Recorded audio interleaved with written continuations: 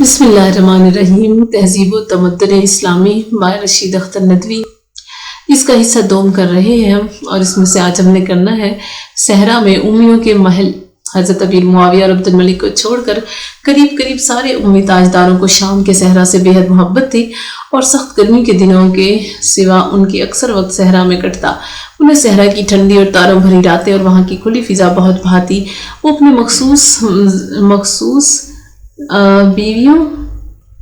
محبوب بیویوں اپنے مخصوص خادموں، محبوب بیویوں اور لونڈیوں کی میت میں صحرا میں خیمے ڈال دیتے۔ وہیں ان کے شعراء حاضر ہوتے اور شعر و نغمہ کی محفلیں جم جاتی۔ پہلے انہوں نے خیموں کی زندگی پسند کی، بعد میں محلات بھی تعمیر کر لیے۔ خلفائے امی میں یزید بن معاویہ پہلا امی شہزادہ ہے جس کا قریب سارا بچپن صحرا میں کٹا۔ اس کی ماں میسون قبیلہ کلب کی تھی، صحرا سے بے حد محبت رکھتی۔ ملکہ ہونے کے باوجود اسے شہر کی زندگی کبھی پسند نہ آئی۔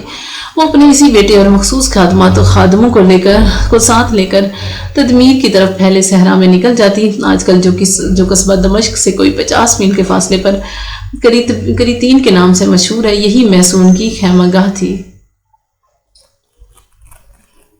ماں کے خون کے سبب یزید کی گھٹی میں صحرا کی محبت پڑی تھی۔ تخت نشینی ہونے کے بعد بھی اس کا زیادہ وقت صحرا میں بسر ہوا۔ پھر یہ ایسی رسم پڑی کہ ہر امی شہزادہ آزاد تربیت و تعلیم پانے کے لیے صحرا میں بھیج دیا جاتا۔ مروان اول کے متعلق مورخین نے لکھا ہے کہ اسے صحرا کے خیمہ نشین عربوں میں زندگی گزارنا محلوں میں رہنے سے کہیں زیادہ پسند تھا۔ عبد الملک بہت محتاط اور بہت بڑا سیاستدان تھا۔ وہ اپنی سیاسی مصلحتوں کے سبب دمشق سے باہر وقت گزارنا مناسب نہ سمجھتا۔ یوں وہ بھی کبھی منہ کا مزہ بدلنے کے لیے جابیہ اور بالبک کے نواح میں نکل جاتا اور کھلی فضا کے مزے لیتا۔ باپ کی طرح ولید کی زندگی بھی کچھ اسی قسم کی تھی۔ وہ بھی جب شہر کے ماحول سے گھبراتا تو بلقاء پہنچ جاتا۔ اپنے تمام بھائیوں کی نسبت سلیمان بن عبد الملک کو صحرا سے بہت محبت تھی۔ شہر کی زندگی اس کے نزدیک قید خانہ کی زندگی سے مشابہ تھی۔ جب تک تخت نشین نہیں ہوا صحرا میں رہا، اور جب تخت پر بیٹھا تو جنگل میں منگل آباد کر دیا۔ رملہ کے محلات اسی کی یادگار ہیں۔ اس رملہ کے بارے میں یاقوت کہتا ہے کہ یہ بیت المقدس سے 18 میل کے فاصلے پر ہے۔ اسلام سے پہلے یہ حضرت داؤد اور حضرت سلیمان علیہ السلام کا پایا تخت تھا۔ ولید بن عبد الملک جب تخت نشین ہوا تو اس نے اپنے بھائی سلیمان کو فلسطین کی حکومت سونپی۔ سلیمان حکومت کا پروانہ لے کر لد آیا، لیکن لد اسے پسند نہ ہوا۔ یہاں سے وہ رملہ پہنچا۔ رملہ میں اس نے عمارتیں بنوائی۔ سب سے پہلی عمارت جو اس نے یہاں بنوائی وہ ایک قصر تھا۔ اس کے بعد اس نے اپنے رہنے کے لیے خوبصورت مکان تعمیر کیا جو دار المصباغین کے نام سے مشہور ہوا۔ سلیمان نے یہاں ایک مسجد بھی بنوائی۔ اس مسجد کی تعمیر میں سلیمان نے بہت روپیہ صرف کیا۔ وہ اس مسجد کو اپنے باپ عبد الملک اور اپنے بھائی ولید کی تعمیرات کی صف میں کھڑا کرنا چاہتا تھا۔ اس کا خیال تھا کہ جس طرح ان دونوں نے اپنی عمارات کے سبب شہرت پائی، اسی طرح وہ بھی شہرت حاصل کر لے۔ سلیمان کے یہاں قیام کرنے کی وجہ سے رملہ نے بڑی اہمیت حاصل کر لی۔ یہ فلسطین کا ایک طرح سے دارالحکومت بن گیا۔ سلیمان کی دیکھا دیکھی دوسرے لوگوں نے بھی وہاں مکانات بنوائے، مسجدیں بنی، بازار بنے اور باغات لگے۔ سلیمان کی طرف سے عمراء اور عوام کو حکم دیا گیا کہ وہ یہاں آباد ہوں۔ اس نے یہاں ایک نہر بھی کھدوائی جس کا نام بردہ رکھا۔ اپنے بھائی ولید کی وفات کے بعد جب وہ تخت نشین ہوا تو رملہ کی شان اور بھی دوبالا ہوئی اور اس نے ایک عظیم الشان شہر کی حیثیت حاصل کر لی۔ وہاں مدرسے بنے، ہسپتال قائم ہوئے اور باغات بنے۔ مقدسی نے جب اس رملہ کو دیکھا تو اس وقت بھی یہ بہت شاندار شہر تھا۔ مقدسی کہتا ہے کہ اس کی عمارتیں خوبصورت اور اس کے باغات پھولوں اور پھلوں سے لدے ہوئے ہیں۔ یہ تجارت کی ایک بڑی منڈی ہے۔ لوگوں کے کاروبار خوب ہیں۔ اس کی جامع مسجد اپنے ممبر اور اپنے محراب کی وجہ سے دنیا کی ممتاز ترین جامع مسجد ہے۔ دنیا اسلام میں کسی مسجد کا محراب اس سے بڑا نہیں ہے، اور نہ اس کے ممبر سے کوئی دوسرا ممبر زیادہ خوبصورت نہیں ہے۔ حضرت عمر بن عبد العزیز اپنی ساری عادتوں کے لحاظ سے قریب ہر اموی شہزادے اور خلیفہ سے مختلف تھے، مگر بدوی زندگی کی محبت ان میں بھی تھی۔ ان کا بھی کافی وقت صحرا میں گزرا۔ عمر بن عبد العزیز کے بعد یزید بن عبد الملک نے ان کی جگہ لی۔ اس یزید کو تو صحرا میں رہنے کا جنون تھا۔ وہ اپنی محبوب رقاصاؤں، بے تکلف ندیموں اور من پسند شاعروں کے ساتھ متواتر کئی راتیں صحرا میں گزارتا۔ اس کی فطرت پارا سے مشابہ تھی۔ وہ ایک جگہ ٹک کر نہیں رہا۔ وہ کبھی کسرے گرنا، کبھی موکر اور کبھی مشتہ پہنچتا۔ शराब पीता, रक्स देखता और महबूब मुगन्नियान के गाने सुनता। हिशाम ने रसाफा आबाद किया। गो आज सिवाय चंद महल्लात के बाकी के निशानात मौजूद नहीं हैं, लेकिन यह हकीकत है कि हिशाम ने अपने लंबे अहद हुकूमत में रेत के सीने पर बहुत से महल तामीर किए। हिशाम के वलीद सानी को भी सहरा से इश्क था। इसकी जवानी का ज़्यादा ज़माना सहरा की नज़र हुआ। खिलाफत की गद्दी पर बैठ कर भी उसके दिल से सहरा की मोहब्बत न निकली। बहरहाल ये हकीकत है कि खुलफाए उम्मी ने सहरा की मोहब्बत से मजबूर होकर सहरा में बहुत से महल्लात बनवाए। यूं ही उनकी बनाई हुई इमारतें हवादिसे दहर और सियासी इख्तलाफात ने बड़ी हद तक मिटा डाली हैं, मगर ये महल्लात तो बने ही रेत के सीने पर थे। रेत पर बनाए हुए महल यूं भी पायदार नहीं होते, फिर उम्मियों के रेत पर बनने वाले महल तो बहुत ही नापायदार थे। न जाने कैसे बाज मुस्तशरिकीन ने सहरा की छाती कूट कूट कर उनमें से बाज का पता चला लिया है, और आए दिन कोई न कोई मगरबी सियाह रेत में दबे हुए एक न एक महल के बारे में अपनी मालूमात शाये कर देता है। कसीर उमरा, इन आसार में जो उम्मी अहद की तरफ मंसूब किए गए हैं, कसीर उमरा भी है। ये कसर प्रोफेसर अलविस मोसील ने 1898 ईस्वी में पहली बार अपने एक सहराई सफर के दौरान में देखा। पहली बार जब प्रोफेसर मौसूब वहां पहुंचे तो बदुओं के गिरोह के हमला कर देने के सबब उसे अच्छी तरह देख न सके। दूसरी और तीसरी बार के सफर में उन्होंने उसे खूब अच्छी तरह देखा और अपनी रवदाद मुरतब की। ये कसर मौजूदा शर्क़ उर्दन के दारुल खिलाफा उम्मान से कोई 50 मील के फासले पर मशरिक में एक वादी बतम में बना है। ये वादी बहीर मर्ग के किसी कदर शुमाली रुख है। ये दो हिस्सों पर मुश्तमिल है। एक हिस्सा में मुस्ततील शक्ल का एक बड़ा सा सामने का बरामदा है, जिसके 2 बड़े सतून और 3 रवाक हैं। हर रवाक की छत अलग अलग बनी है। इस बैरूनी या सामने के बरामदे के मुत्तसिल एक तरफ एक हाल कमरा या बादशाह की नशिस्तगाह है, जिससे मिले हुए 2 मुख्तसर से छोटे छोटे कमरे हैं। इन कमरों में कोई खिड़की बनी हुई दिखाई नहीं देती। बरामदा की दूसरी जानिब 3 और कमरे हैं जो हमाम की ज़रूरियात को मद्देनजर रखकर तामीर किए गए थे। ये गोया हमाम था। उनमें से एक कमरा की छत अस्तवानी शक्ल की है, दूसरे की छत में 2 मुतकाबिल कुबे बने हैं। तीसरे की छत में भी कुबा तो है, मगर ये कुबा पहले कुबों की निस्बत किसी कदर कम गोलाई में है। सियाह मौसूफ ने अपनी रुदात में इस महल के कमरों की दीवानों पर बने हुए नक्श निगार की बेहद तारीफ की है। एक दूसरे साज हरफिल्द ने भी इस कसर को देखा है। वो भी इसके फन तामीर और खसूसियत से इनकी दीवानों के नकूश से बेहद मुतासिर हुआ। इसके नज़दीक चूंकि ये आर्ट रूमी दौर से मुतालिक है, इसलिए वो इस महल को उम्मी दौर की इमारत तस्लीम नहीं करता। वो अपने दावे के सबूत में कहता है कि कसीर उमरा की दीवारों पर जो बैल बूटे बने हैं, उनमें न सिर्फ परिंदों की तस्वीर हैं, बल्कि जंगली और समुद्री जानवरों और इंसानों के मुजस्मे भी बने हैं। इसके अलावा शिकार, गुस्ल, रक्स के मुख्तलिफ अंदाज भी दिखाए गए हैं। नंगी औरतों को अपने जिस्म की नुमाइश करते भी जाहिर किया गया है। इंसानी जिंदगी के मुख्तलिफ मदारिज, बचपन, जवानी और बुढ़ापे और बाज़ फलसफियाना मुबाहिस की भी तशरीह की गई है। इल्म इलाहियात के बाज़ मसाइल, नजूम की रफ्तार और बुरूज की कैफियत पर भी रोशनी डाली गई है, और ये सारे मसाइल उस वक्त के इस्लामी जहन से बईद थे। हर्ज़फल्द की इस बहस का जवाब खुद कुर्ज़वील ने दिया है। वो कहता है कि उम्मे खुलफा उसकी मुइम्मा न थे, मुइम्मा रूमी और शामी थे, और उन्होंने इन दीवारों पर जो मज़ाहिर पेश किए उनका सहनी ताल्लुक उम्मियों से नहीं, रूमियों और शामियों से था। कुर्ज़वील का ख्याल है कि यह कसर उम्मी दौर का है और इसका ताल्लुक किसी तरह भी रूमी ज़माने से नहीं है। ये मुहक्किकीन कसर उमरा के नक्श निगार के जिस पहलू से सबसे ज़्यादा मुतासिर हुए, वो खलीफा के तख्त शाही पर जुलूस का मंजर है। खलीफा तख्त पर बैठा है, उसके सर के गर्द एक चितर शाही बना है जो खलीफा पर साया डाले है। ये चितर शाही दो नाजुक सतूनों पर खड़ा किया गया है। उसके पीछे 2 दरबान हैं। मुहक्किक मोसील का बयान है कि इस चित्र के करीब अरबी ज़बान में खत कुफी में कोई इबारत लिखी है, जिसके बाज़ हरूफ तो अब तक मौजूद रह गए हैं, मगर अक्सर ज़ाया हो गए हैं। इसलिए ये कहना बहुत मुश्किल है कि इन इबारत में क्या मजमून अदा हुआ था। खलीफा के तख्त के सामने 6 बादशाहों की तस्वीरें हैं जो सबके सब बादशाह के हुजूर सरनगून हैं। एक तस्वीर के ऊपर रज़क अंदलस के आखिरी बादशाह का नाम, दूसरे पर कैसर, तीसरे पर किसरा और चौथे पर निजाशी शाही हबशा लिखा है। बाकी 2 बादशाहों के सरों पर जो नामकंदा थे वो मिट गए हैं, इसलिए नहीं कहा जा सकता कि वो दूसरी दो तस्वीर किन बादशाहों की थी। मुहक्किक मोसील के इस बयान की रोशनी में अब जरा इस बात पर गौर फरमाइए कि हर्ज़फल्द ने इस कसर के उम्मी होने को क्यों तस्लीम नहीं किया। हमने पीछे अर्ज़ किया कि ये मुस्तशरिकीन फितरी तौर पर ऐसी चीज़ों के वजूद से इनकार कर देने पर मजबूर हैं जिनसे मुसलमानों की बड़ाई और रूमी और दूसरी ईसाई अक़वाम की रुसवाई जाहिर होती हो। ये क्या रुसवाई की बात न थी कि इस सहरा में जहाँ रेत के वसी समंदर और आसमान की नीली छत के सिवा कोई हिस्स मौजूद न था, उम्मी बादशाहों ने पत्थरों के सीने छेद कर अपनी अजमत के कभी ना मिटने वाले निशान सख्त कर दिए। سید کرد علی خطۃ الشام کے 5ویں حصے میں اس نزاع کا ذکر کرتے ہوئے کہتے ہیں کہ وَأَجْمَعُ الْأَشْعَرِينَ عَلَى الْقَوْلِ إِنَّ هَذَا الْقَصْرَ مِنْ عَمَلِ الْوَلِيدِ الْأَوَّلِ۔ ہم نے یہ تصویر نہیں دیکھی اور ہم نہیں کہہ سکتے کہ خلیفہ اور دوسرے بادشاہوں کی شکل و صورت اور لباس سے کیا اثر مرتب ہوتا ہے۔ خود ہرزفیلد نے اس تصویر کو خلیفہ اور آداء اسلام کی تصویر مانا ہے۔ اگر یہ محل ولید کے زمانے کا نہ مانا جائے تو اسے امیوں سے پہلے دور کی تخلیق قرار دیا جائے تو پھر کیسر و کسریٰ اور زریق اور نجاشی کو تخت پر جلوس فرمانے والے کس بڑے بادشاہ کے حضور کھڑا کیا گیا؟ تاریخ دان جانتے ہیں کہ شام پر مسلمانوں کے حملہ آور ہونے سے پہلے ہرقل اور خسرو میں کئی سال جنگ رہی تھی۔ یہی دو اس وقت کی دنیا کے سب سے بڑے تاجدار تھے۔ پہلے خسرو پرویز نے شام پر چڑھائی کی تھی اور شامی اور رومی فوجیوں کو شکست پر شکست دیتا قسطنطنیہ کے دروازوں پر جا پہنچا تھا۔ اس نے شام کے مقدس گرجے جلا دیے تھے اور ہزاروں قواری بھیڑوں کے گلے ہانکتا المدائن لے گیا تھا۔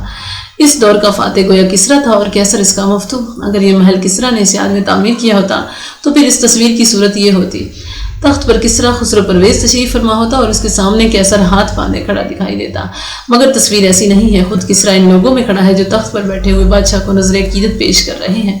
اگر اس محل کو کسریٰ کی بجائے کیسر ہرقل کی تعمیر سمجھا جائے اور یہ دلیل لی جائے کہ خسرو پرویز کی حکومت کے آخری سالوں میں ہرقل نے اس کے ملک کا بہت سا حصہ اسے چھین لیا تھا اور اس کے پایا تخت المدائن پر 2 کامیاب حملے کیے تھے، ایسی صورت میں کیسر تخت پر جلوہ فرما ہوتا اور اس کے حضور کسریٰ خسرو پرویز کھڑا ہوتا۔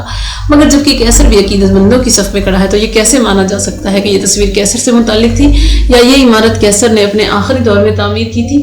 اگر فرض کر لیا جائے کہ یہ محل انہی میں سے کسی نے بنوایا تو پھر لورزیک اور شاہ حبشہ کہاں سے ٹپک پڑے؟ ہرقل نے اس دور میں نہ حبشہ پر حملہ کیا تھا اور نہ اندلس ہی میں اپنی برتری کے جھنڈے گاڑے تھے۔ وہ بیچارہ تو کئی سال خسرو پرویز سے مار کھانے کے بعد اپنی قوم کے غیرت دلانے پر ایران پر حملہ آور ہوا تھا۔ اس میں اتنی ہمت کہاں تھی کہ دوسرے ملکوں کو فتح کرتا؟ یہی کیفیت خسرو پرویز کے آخری دور کی تھی۔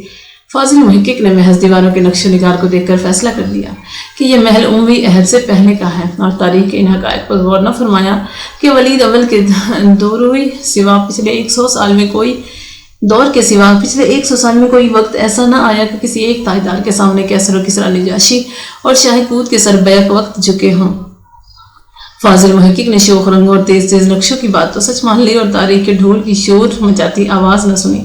فاضل محقق نہ جانے زندہ ہیں یا اس دنیا سے رخصت ہو گئے ہیں۔ اگر زندہ ہوتے تو ہم ان سے کہتے کہ اعلیٰ حضرت یہ شرف تاریخ عالم میں صرف ولید بن عبد الملک کو نصیب ہوا کہ اس کی فوجوں نے ایک طرف پورے افریقہ کو روند ڈالا اور وہاں ایک مضبوط اور پائیدار حکومت قائم کر لی، دوسری طرف کئی 100 سال کی اونچی اور متمدن قوم کوٹ سے اندلس کا تاج و تخت چھین لیا، اور جس انداز سے چھینا اس پر مسٹر اسکاٹ ایک دوسرے بڑے محقق مستشرق نے خون کے آنسو ٹپکائے ہیں۔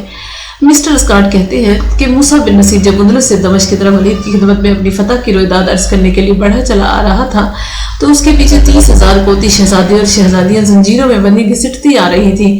پھر یہ شرف صرف ولید کو ہی نصیب ہوا ہے کہ اس نے کسریٰ کی وسیع سلطنت کے تمام حصے اور ماوراء النہر کے تمام علاقے فتح کر لیے اور چین کے شہزادوں کی پیشانیوں پر اپنی غلامی کی مہریں سخت کر دی۔ یہ دور صرف ولید ہی کا تھا۔ ولید کے سوا فاضل محقق کے کسی ممدوح ملک یا قوم نے یہ سعادت نہ پائی تھی۔ مسجد نبوی کی تعمیر کے سلسلے میں ہم نے ابن عساکر، طبری، ابن جبیر اور مقدسی کی وساست سے اس خط کا ذکر کیا تھا جو ولید نے رومی بادشاہ کو لکھا۔ یہ کتنا تہدید آمیز خط تھا: اگر تم معمار نہ بھیجو گے تو ہم تمہارے ملک پر چڑھائی کر دیں گے اور تمہاری آبادیاں ویرانوں میں تبدیل ہو جائیں گی۔ ولید میں یہ ہمت تھی کہ وہ روم پر حملہ آور ہو کر روم میں تباہی مچا دیتا۔ اس لیے رومی بادشاہ نے یہ جانتے ہوئے کہ ولید کی جامع مسجد کنیسہ یوحنا کی جگہ بنائی جا رہی ہے، معمار بھی بھیجے اور فصیح فصاح بھی۔ ہم یہ بحث پیچھے کر چکے ہیں، یہاں صرف اشارہ کرنا مقصود تھا۔ اس کے علاوہ دوسرے محققین کی تحقیقات بھی یہی ظاہر کرتی ہیں کہ محقق دان مرچم نے ان کھڑے بادشاہوں کے متعلق تصریح کی ہے کہ پہلی صف میں بڑے شہنشاہ کھڑے کیے گئے ہیں اور دوسری صف میں چھوٹے بادشاہ، مثلا نجاشی شاہ حبشہ دوسری صف میں ہے اور پہلی صف میں کیسر، کسریٰ اور لوزریک ہیں۔ ان کی تصویریں ان کے ملکوں کی جغرافیائی حدود کے پیش نظر بنائی گئی ہیں اور انہیں اس طرح کھڑا کیا گیا ہے جیسے ان کے ملک جغرافیائی اعتبار سے آباد ہے۔ اس لیے دوسری صف میں شاہ حبشہ کے پہلو میں جو بادشاہ کھڑے ہیں اور جن کی تختیاں غائب ہیں، لازمی طور پر شاہ بخارا اور شاہ ترکستان ہے۔ شاہ ترکستان کے بارے میں فاضل مسعود کو شبہ ہے۔ وہ کہتا ہے کہ یہ بھی ممکن ہے کہ یہ شاہ ترکستان نہ ہو، سندھ کا راجہ طاہر ہو، جس کے ملک کو ولید کے ایک سپہ سالار محمد بن قاسم نے فتح کیا تھا۔ वान बरशम कहते हैं कि ये लोग वलीद बिन अब्दुल मलिक के दुश्मन थे और वलीद बिन अब्दुल मलिक ने इन सबको शिकस्त दी थी। फाजिल मौसूफ ने इस सिलसिले में एक और दलील दी है कि ये तस्वीरें सासानी अंदाज की हैं और ये लोग जो खड़े हैं उनके हाथ आधे यानी सीना के बराबर उठे हैं। सासानियों के आदाब खुज़ू इज़हार इताअत में यही तरीका राइज था। ये तस्वीर इन सासानी तस्वीरों से मिलती जुलती है जो बीस्तून में बनी देखी गई हैं।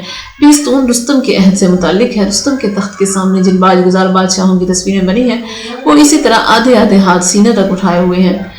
कसीर उम्रा की दीवारों पर बने हुए बाज दूसरे नकूश हेलेनी फन से मुतालिक बयान किए गए हैं, क्योंकि नंगी औरतों, आदमी की उम्र के मुख्तलिफ ओहदों और फ़लसफ़ा, तारीख और शेर के मुतालिक एहसासात को नकूश निगार के जरिए अदा करने में इसी मदरसा ख्याल को महारत और शोहरत हासिल थी।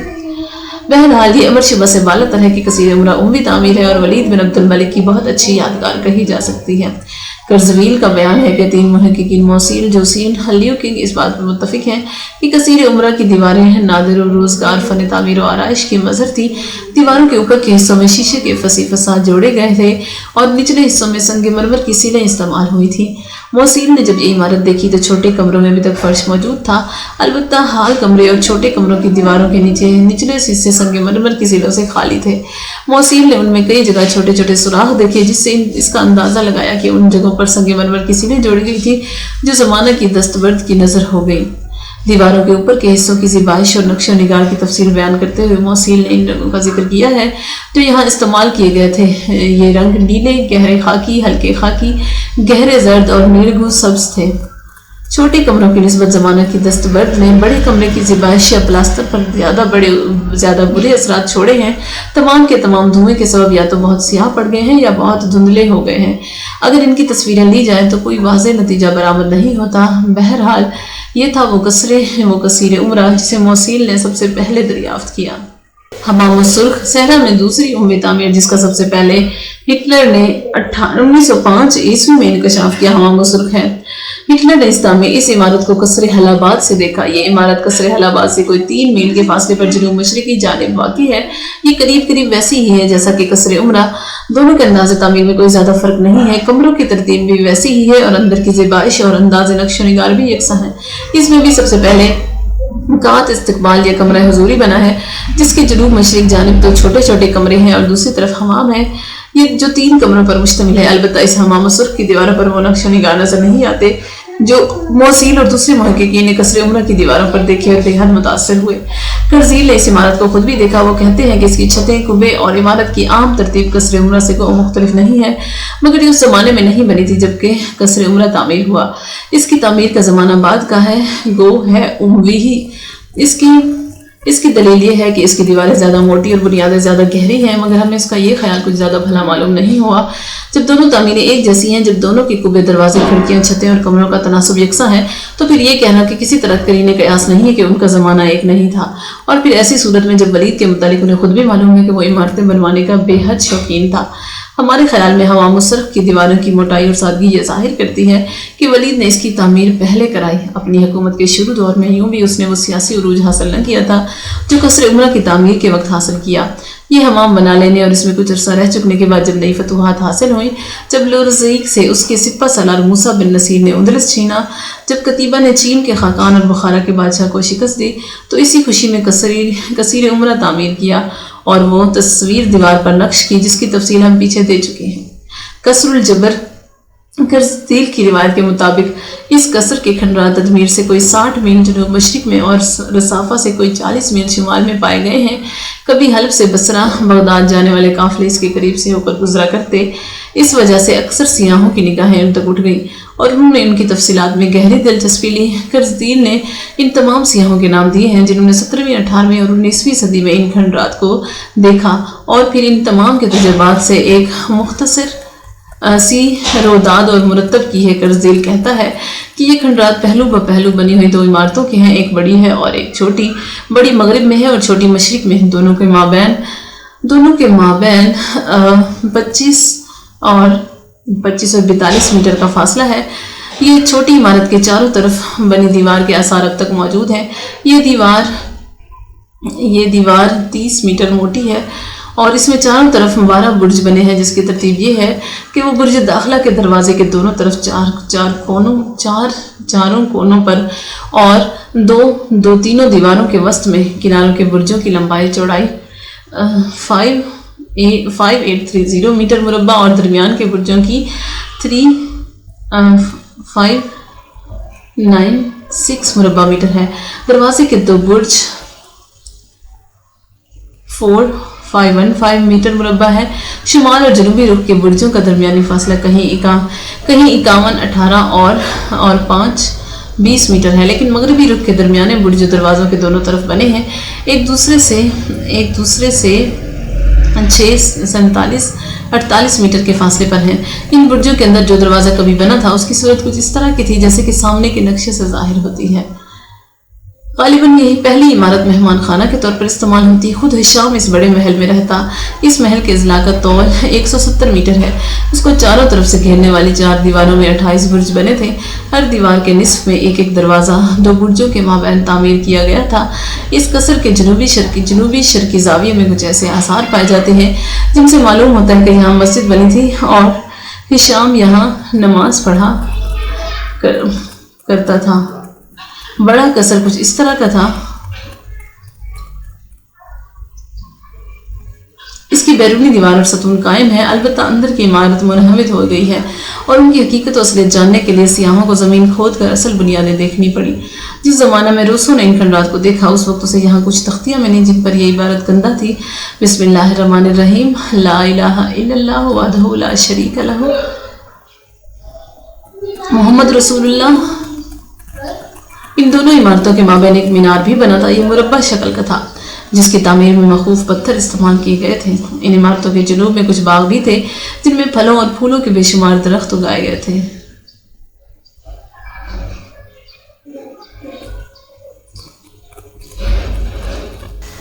قصر الجبر غربی۔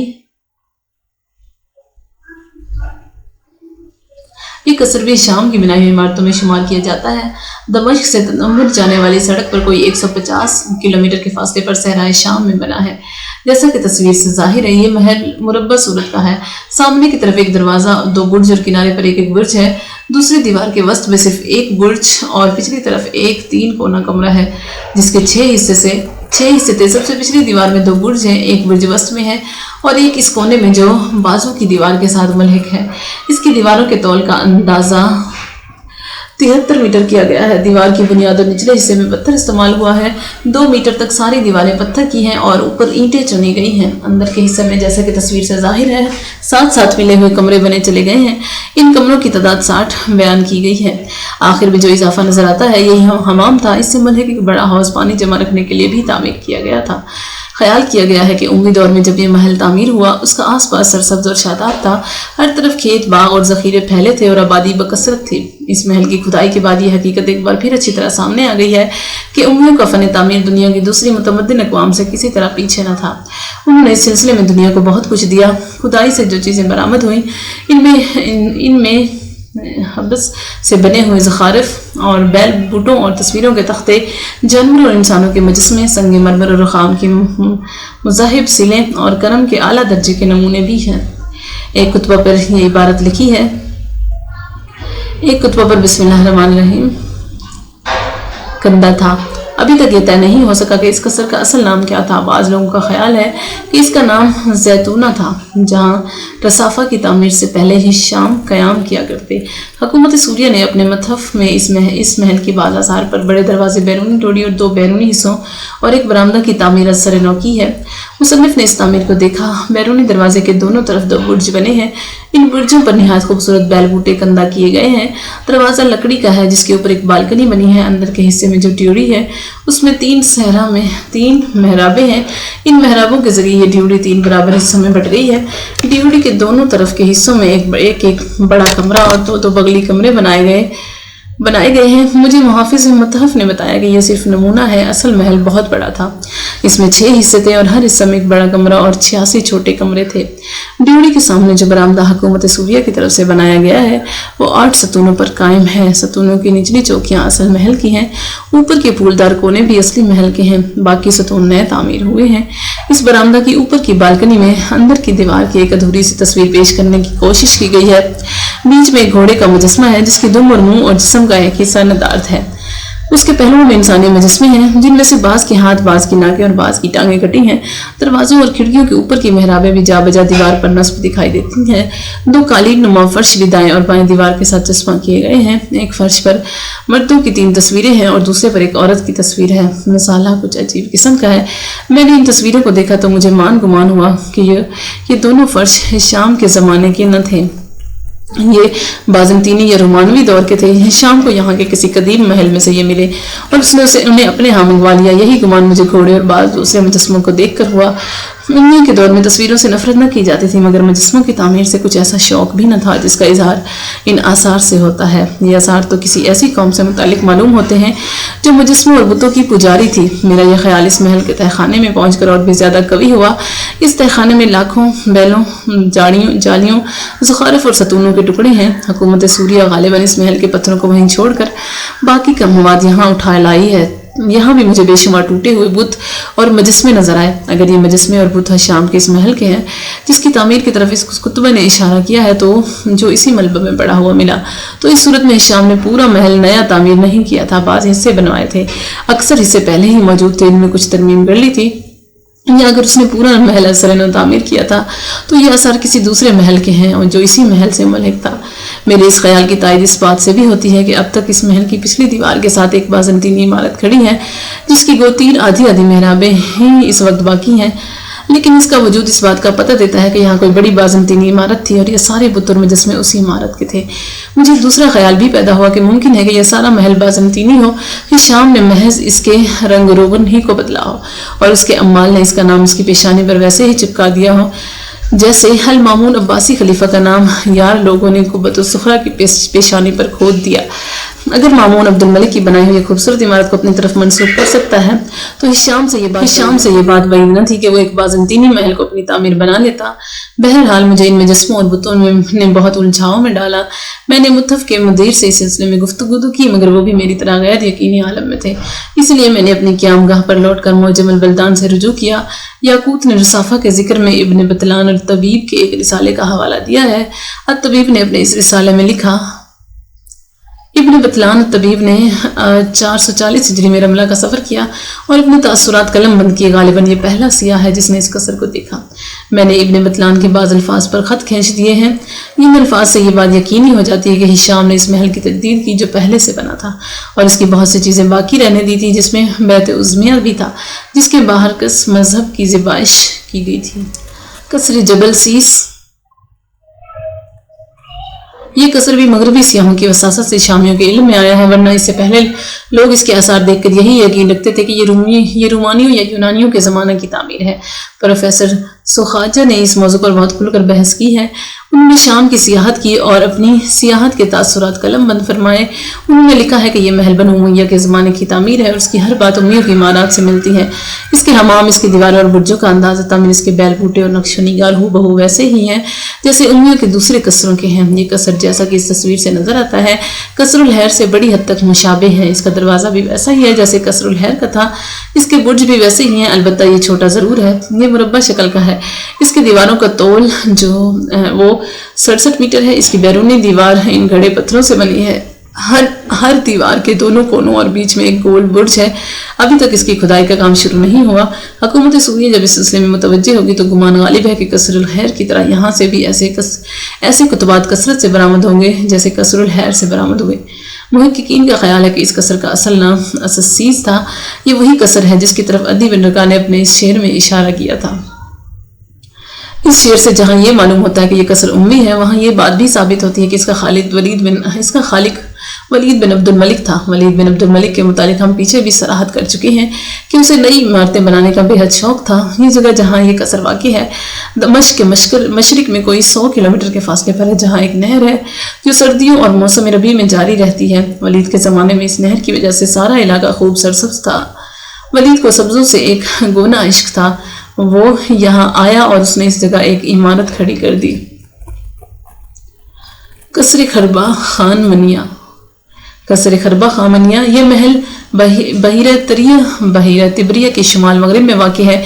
اس کے بارے میں بھی 30 عیسوی تک یہی خیال تھا کہ رومانوی آثار قدیمہ سے تعلق رکھتا ہے۔ اسی وجہ سے ڈاکٹر ماوز نے اس کی کھدائی کا کام شروع کیا۔ یہ کام 1932 سے 1936 تک جاری رہا۔ کھدائی سے پتہ چلا کہ قصر خربہ رومانوی تعمیر نہیں، اموی تعمیر ہے۔ اس کی دیواریں، اس کے برج، اس کی بنیادیں، اس کا مثالہ اور دیواروں کے اوپر کے نقش و نگار سب بھی اموی عہد کے قصور کے مشابہ تھے۔ کچھ کتبات بھی ایسے برآمد ہوئے جن سے یقین پختہ ہو گیا کہ اس کے خالق اموی ہے۔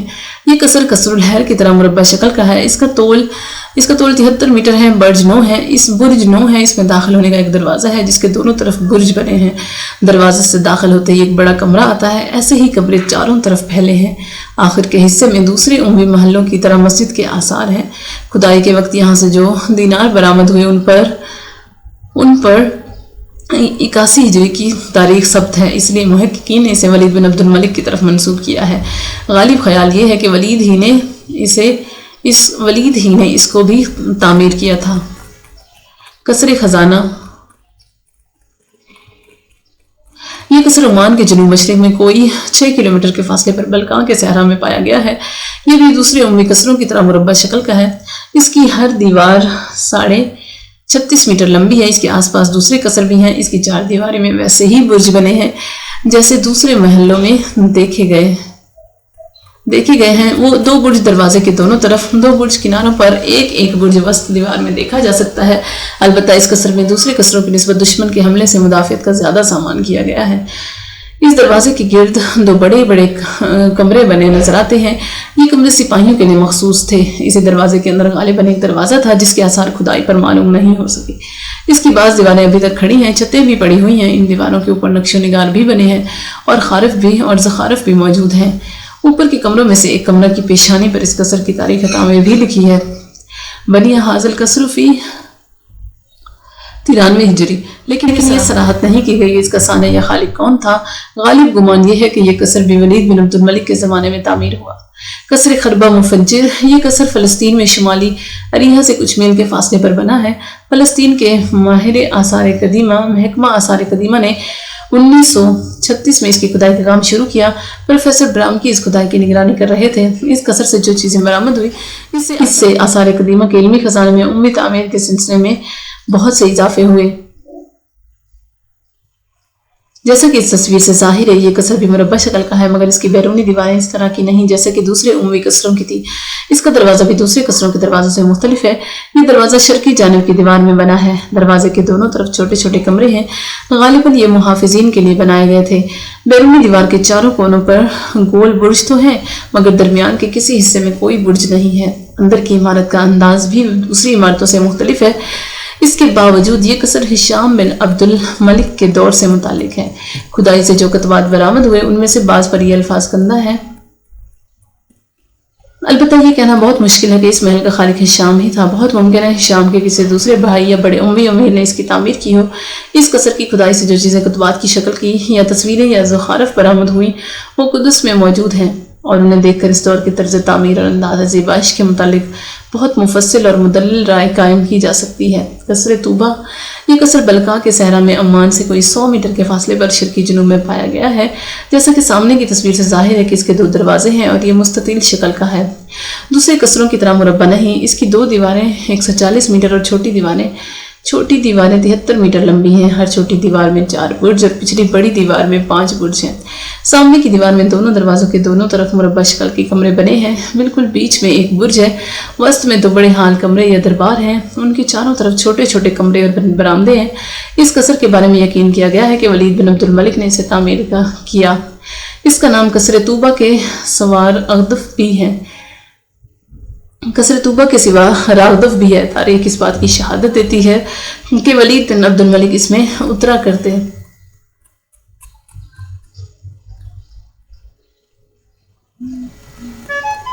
قصر مشتہ، یہ قصر شرق اردن کے دارالحکومت عمان سے کوئی 25 میل کے فاصلے پر بنا ہوا پایا گیا ہے۔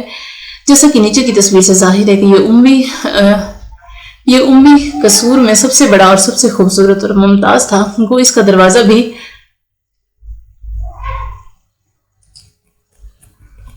دوسرے قصور کی طرح ایک ہی طرف ہے، مگر دوسروں کی نسبت اس کی دیوار میں برج بھی زیادہ ہے اور کمروں کی ترتیب بھی مختلف ہے۔ یہ مربع شکل کا ہے، اس کی دیواریں طول و عرض میں ایک دوسرے کے مساوی ہیں۔ ہر دیوار 144 میٹر لمبی ہے، جیسا کہ تصویر سے معلوم کیا جا سکتا ہے۔ اس کے بیرونی دروازے کے دونوں طرف 2 برج اور سامنے کی دیواروں میں 6 برج ہے۔ دوسری دونوں دیواروں میں کونے کی دونوں طرف کے برجوں کو چھوڑ کر 5 برج بنے ہیں۔ پچھلی دیوار میں بھی 5 برج ہیں۔ بیچ میں ایک بہت بڑا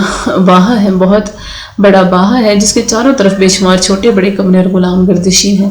بنیاد اور چوکی پتھر کی ہے، اس کے اوپر کی عمارت اینٹوں سے چنی گئی ہے۔ ہر کمرے کے دروازے پر بہت خوبصورت اور عمدہ زخارف لگی ہے، بیل بوٹے بنے ہیں اور مصوری اور نقاشی کے کمالات کے مظاہرے کیے گئے ہیں۔ یہ قصر اپنے حسن اور زیبائش کے اعتبار سے تمام عموی قصروں سے ممتاز ہے۔ اگر زمانہ اس پر ستم نہ توڑتا اور اس کی عمارت باقی رہتی تو اس دور کے معمار اور صناعی سے دیکھ کر اشش کر اٹھتے۔ اب بھی ماہرین فن تعمیر نے جب بھی اسے دیکھا تو حیرت سے ایک چیز کو دیکھتے رہ گئے۔ خصوصیت سے اس قصر کی دیواروں پر گلاب کے پھولوں کو کندہ دیکھ کر انہوں نے عموی دور کے معماروں کے کمال فن کے سامنے سر جھکانا پڑا۔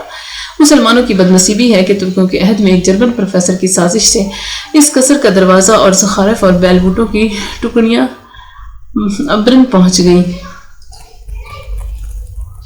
یہ نادر نمونے اب تک برلن کے عجائب گھر میں رکھے ہیں، مگر شام یا بیت المقدس کے عجائب گھر اس قومی سرمایہ سے محروم ہیں۔ آثار قدیمہ ہر قوم کے پاس اس کے اسلاف کی امانت ہوتے ہیں۔ افسوس ترکوں کی بے جا فیاضی نے یہ امانت مخالفین کی جھولی میں ڈال دی۔ مجھے اعتراف ہے کہ اگر حکومت سوریہ میری مدد نہ کرتی تو میں امیوں کے ان محلات کے متعلق یہ معلومات پیش نہ کر سکتا۔ مصنف